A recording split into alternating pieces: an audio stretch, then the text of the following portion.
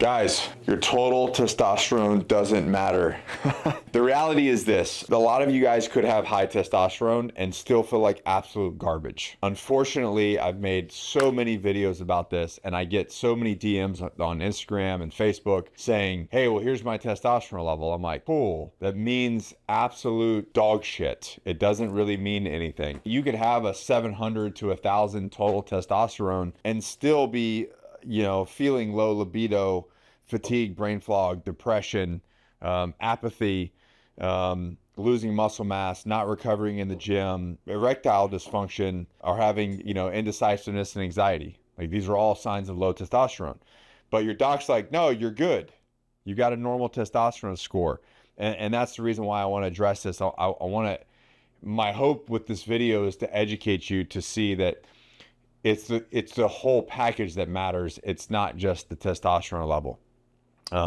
So what is the total testosterone number? It's the typical number that you see, that they give you a range that says, well, it changes all the time, but 300 to 700 is, or 800 is normal. That number is a number, but it's not the only number. And unfortunately, things like, if you guys are my veterans, the VA really only, they'll check that, and they really won't check much other. So yeah, like I said, I get a lot of DMs of people that go, hey, well, here's my testosterone level. I'm like, well, where's everything else? And they're like, well, they didn't test anything. Well, no shit, because you had to ask for that level, but they didn't actually test everything. So what the total testosterone level actually is the total testosterone in your blood, combined with your free, your total, everything that's running around in your system. That's what your total is. But it's misleading, because what is your actual free test? And the free test is the testosterone that is not bound, and I think it's like 1 to 3% of your total testosterone that's not bound to your sex hormone binding globulin. Now, let me explain why this is so important. Is because you could have a 700 and still have all these symptoms, and you're like, well, that's not this, so what could it be? It could be something else. Well, if your sex hormone binding globulin is high, then what's happening is you don't have access. So what we typically see is, we'll see a testosterone level that's maybe in the normal range, but you still have all the low T symptoms. And then I go, I bet your sex hormone binding globulin is high, so you don't have access to your free testosterone. And what we will find is, we will find that your free testosterone is actually quite low. And so the analogy there is, great, you have a 700 testosterone level. You're driving around a Ferrari, but that Ferrari, you either don't have the keys for it, it's locked up in a garage, or it's got 4 flat tires. Cool. You got a really fast car and you can't take it anywhere. So one of the ways that we actually combat that is we actually work utilizing either medication or lifestyle to actually lower your sex hormone binding globulin, so that you have access to your free testosterone. And what happens now is you will see your free testosterone come back up, and those symptoms start to subside. And this is what's really, really unfortunate about normal clinics, is because if they typically are only checking one part of your labs, and we have like a 28 panel blood test that is all really hormone related. Of course, we do check the CBC stuff as well, in your metabolic panel, because you have to.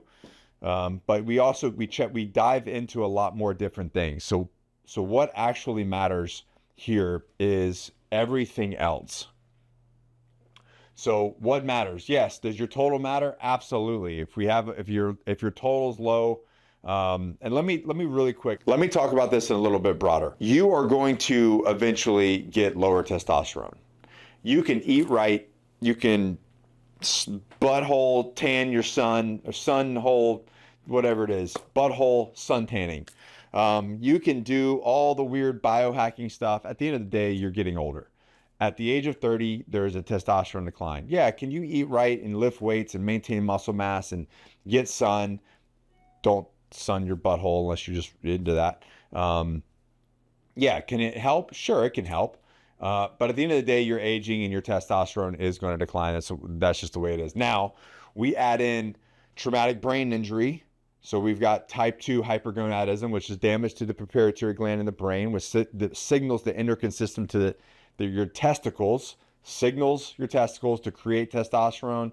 Boom, then you have testosterone. So I'm a classic type 2 hypergonadism guy because of the brain trauma that I received. And by the age of, I think, 31, I had like a 191 total testosterone. My free test was in the garbage. And it was a classic type 2 hypergonadism. But type 1 is damage to the testes themselves. So I have a business partner. He had what's called a brownout. 16 years old, his right nut came out, went down to his sock, right? Boom, trauma to the gonads. And at 26 years old, he had about half the normal testosterone level that he should have. And we found out, oh, you had trauma. This is the reason why. At the end of the day, like I said, it's just age. So, and then also on top of that, there's lifestyle. So if you're overweight, you're not getting sun, you've got low muscle mass, you're eating garbage, you're being exposed to a ton of plastics, all of this stuff is going to affect your testosterone as well. Just eating red meat, working out, and doing all that is not going to fix everyone. I hate those comments because I'm like, you're selling everybody short. Sometimes it's just not going to come back. And you're like, well, Nick, you're going to have to be on testosterone forever. Yes, you are. Just coming on testosterone for 3 months is not going to completely fix it and then where you can come off. You broke it. I broke it, right? Now, can I improve in other ways? Yeah, and I have. But at the end of the day, I broke it. My business partner broke his nut, all right? And you can't fix aging, okay? The best thing that we can do is dial in our hormones, dial in our nutrition, dial in our training and our lifestyle, and then we have the complete package and we can just crush life like I've been doing for the last 10 years. But nonetheless, what actually matters here? Okay, your total test, we understand that's a range, but then we have to actually get into your free test. When we look at your free, we look at your sex hormone binding globulin. That is the stuff that is binding to the sex hormone binding globulin. That is your total, right? So we want to remove that and see what that is. If we see this as high, we know that your free is going to be low, all right? And you know that we're going to have symptoms. So we get the sex hormone binding globulin. We want to check your DHEA. We want to check your estradiol. Now, something with estradiol, there's a lot of hate around like, oh, you don't need anti-E meds and this and that. Let me explain something to men that are aging.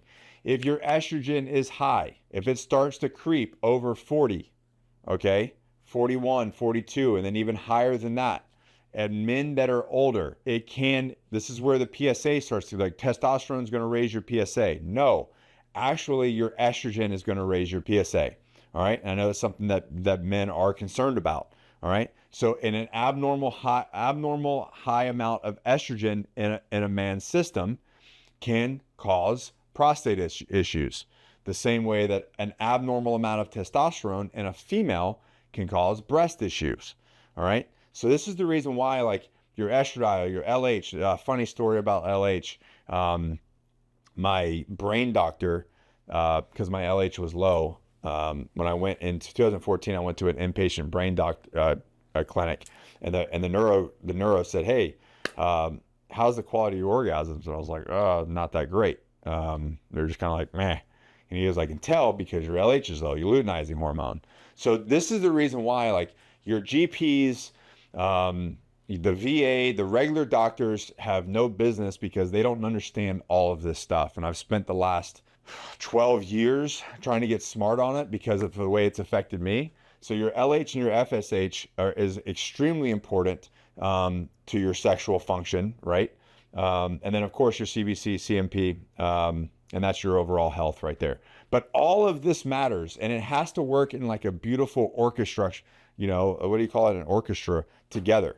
You can't just look at one thing, and that's why it frustrates me when guys go, oh, this is my total test, so they gave me a little bit of testosterone. They don't have me on they don't have me on a good protocol. They're not giving you HCG. They're not giving you anything to maintain your estrogen. And that's the reason why you're miss. Symptoms of low T are a lot, but the basics are low libido, okay? Fatigue and brain fog, just not having that like drive that you once had, depression, low motivation, loss of muscle mass, loss of recovery in the gym. That was a big thing for me. I'd do one workout and I'd be sore. I'd be sore forever. I just could not recover. It seemed like sleep was garbage. ED can be a symptom, and there's multiple things of ED. Sid taught me this. You can actually get an erection, but if you are having, if you don't have the urge for sex, that is a form for ED. If your just sexual appetite is low, that's a form of ED. If you have a problem reaching climax, form of ED. So it doesn't if you wake up with wood in the morning, but there's other areas of sexual dysfunction, that is all part of it, right? And that's the reason why we have to get into it. Anxiety, depression, indecisiveness, all of those things are forms, are symptoms of low testosterone. Again, doctors don't run a full hormone panel, and this is the reason why I like to make these videos. I want to educate you. I want you to be the captain of your own ship. I want you to be your own advocate. I don't want you to take no for an answer. I want you guys to be taken care of, because I've known there's no way that I would be the man that I am today, successful as I am today, if I did not address this early on. To be quite honest, it saved my life, and it saved a lot of other people's lives. But it's not something to go at just haphazardly. You have to understand that all of this stuff matters. You can't just get some testosterone, take testosterone, and then be good to go. All right. You can't just do it off the black market. There's a million clinics out there that are just tossing white labeled bottles at you for low cost, but they're not giving you any ancillary medications, and they're not checking the entire package. And I feel like that's doing a disservice to you in a lot of different ways. And not only that, I feel it's unethical. So nonetheless, that is what we do at Core Medical. That's the reason why I've been working with them for the last 8 years. There's a link below and a number below that if you want to listen, there is no pressure. What I advocate for is getting the right blood test. Once you get the blood test and you have all of this dialed in, or at least you have this, you know what the numbers are, then you can make an educated decision whether you move forward with Core, you go to your primary care. It doesn't really matter, but at least get the blood work, so the blood work tells the story and matches your symptoms, and then you get a call with the doc and say, hey, what's going on? And then, only then, do you get prescribed a protocol. So you really have nothing to lose to go do a blood test, talk to a doc, and then be educated about what's going on in your body and how we can improve it. So guys, if you've ever had a different experience, if this has been helpful, please drop it in the comments. I'd like to know, or some advice that maybe you've had success with TRT. And I think that it's important for people to realize the positives of it, that there are very, very few, there's literally no negatives when managed appropriately. And I think that's the problem, is there's so many people out there that are either doing it on their own, or they're getting with GPs that just have no business administering hormones, VA included, and then they get a bad rap, right? So if you're gonna do something, do it the right way. Go whole ass, never half-ass something. So that's it, guys. The links are below. Drop me a comment, let me know your experience, and if there's any way I can help, please let me know in the comments as well. Peace. Hey guys, thanks for watching. I really appreciate that. Remember to like it. Remember to drop me a comment. I want to respond to it. I'm actually the one responding to the comments. And if you like this video, you're going to absolutely love this one right here.